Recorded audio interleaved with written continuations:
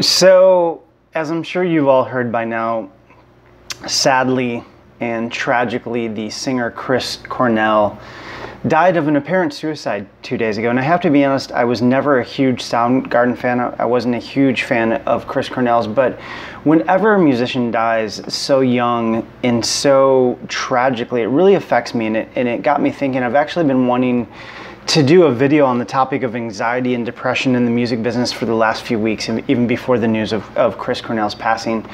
There was a study done last year in the UK of about 3,000 musicians, and they concluded that musicians on average are something like 3 times more likely to suffer from things like anxiety and depression.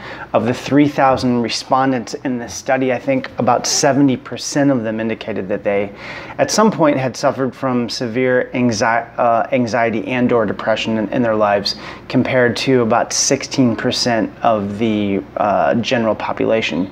So this is a real huge problem in the music industry. There was another study when Chris Cornell passed. It got me thinking of just all the musicians that have died so tragically young over the years. I mean, it's almost a cliche at this point, but so many musicians have left us so young. I mean, from last year, George Michael and Prince and Michael Jackson. A few years before that, Kurt Cobain, Amy Winehouse, Elliott Smith, Jimi Hendrix, Janis Joplin. I mean, the list goes on and on. Like I said, it's so common that it's a bit of a cliche. But it really got me thinking about this issue and sort of what, if any, steps we can take as musicians to sort of prevent ourselves from going down the wrong path. So I wanted to sort of address in this video why I think things like depression and mental illness and substance abuse, why these things are so common, in particular amongst musicians.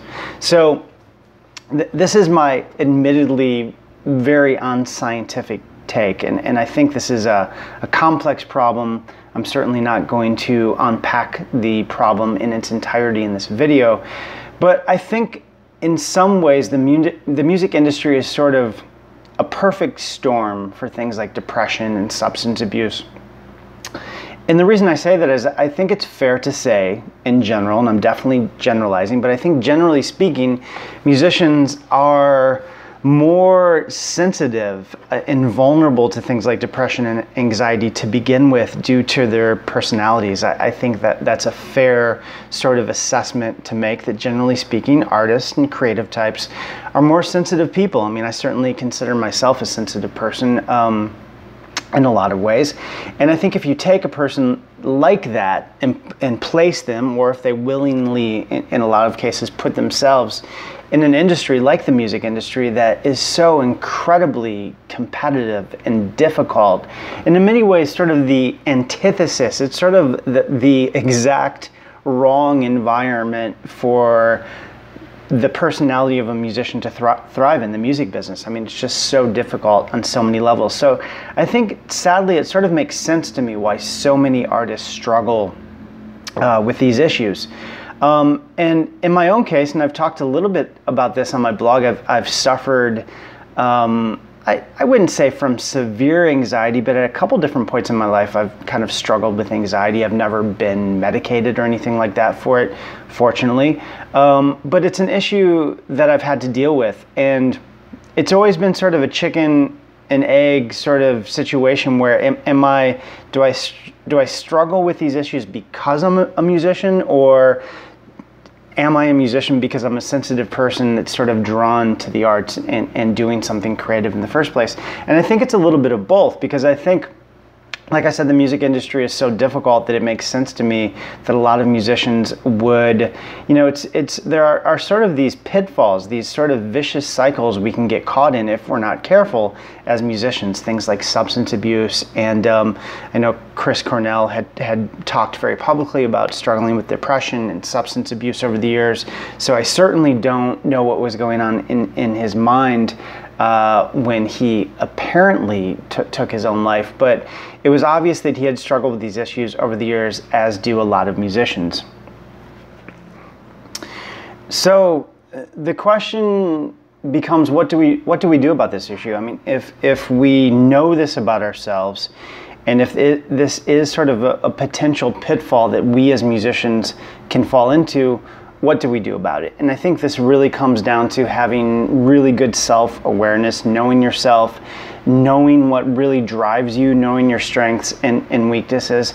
I mean, in my own case, probably about 10 years or so ago, I sort of came to the conclusion, I mean, one of the reasons that I really got into licensing and sort of shifted my focus in the music business is that I kind of admittedly reluctantly came to the conclusion that the struggles and challenges of trying to be a performing musician were at that time just too great for me to bear. I mean, I was drinking too much when I was performing, and I was sort of a part of this lifestyle that I could see wasn't leading me down a healthy path. And so I shifted my direction somewhat. I mean, I came to the conclusion that I'll always perform and write music to a certain extent, but whenever it gets to the point where I'm just not having fun, I mean, I think it's ironic. I think music, it should be a healthy sort of cathartic, I mean, the experience of making music and writing music is so inspiring and therapeutic that's what it should be about. And whenever in my own life, whenever it gets to the point where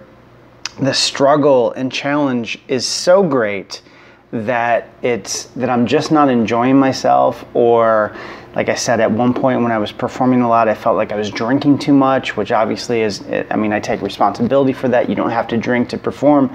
But I guess the point I'm trying to make is that it's really different for all of us, and only you know sort of for yourself what works for you and what doesn't work for you. But for me, I think it's a tremendous pitfall, and it makes sense because, I mean, if you think about it, what other business, when it comes to things like substance abuse, for example, we'll just take that as an example, what other business are you not only allowed to drink while you're doing your job, but you're actually encouraged to. They give it to you for free.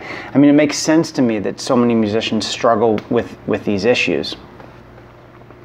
So in terms of things like anxiety and depression, I mean, I'm certainly not, you know, it's beyond the scope of this video to really address this issue at length, and that, you know, everybody is different. But for me, I think part of it is just about trying to live an overall a healthy lifestyle, a lifestyle that is healthy and vibrant. So for me, I mean, I'm sure these are all cliche things you've probably heard 1,000 times, but things like meditation and exercising and eating well, these are all really important things. And I think they're extra important if this is something you struggle with in the first place. So I think that there are just so many potential pitfalls you can fall in as a musician. I think the music industry, you know, all industries have certain sort of job hazards and occupational hazards, but I think the music industry in a lot of ways, I mean, if you just look at the data, just look at the statistics, it's a really dangerous industry in a lot of ways. So I think you have to find ways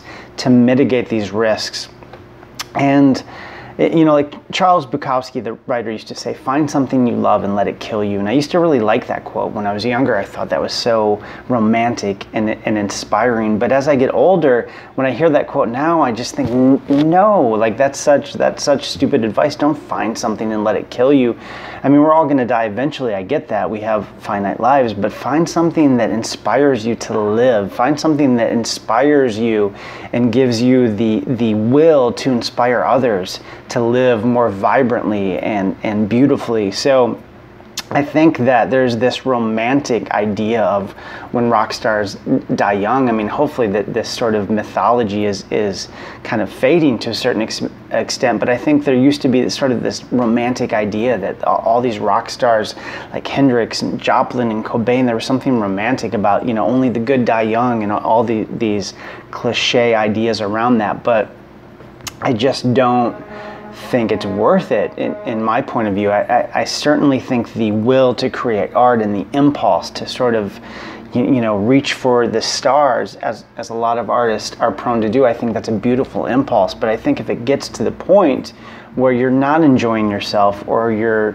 depressed, I think you have to find ways to deal with that. And again, like, I can't pretend to know what was going on in Chris Cornell's mind or Prince when he died from an apparent drug overdose last year, but it's obviously an issue that a lot of musicians struggle with. So that's sort of my take. I certainly don't have all the answers, but I think if you're in the music industry, whether you're new to the music business or you've been at this for 10 or 20 years like I have, I think it's something you need to really be aware of. And if you do struggle with any of these issues, take steps to rectify that. Take steps to lead a healthier life, because the bottom line is, if you're not here, you can't make art and contribute. And I wish all of you long, healthy, vibrant, and creative lives.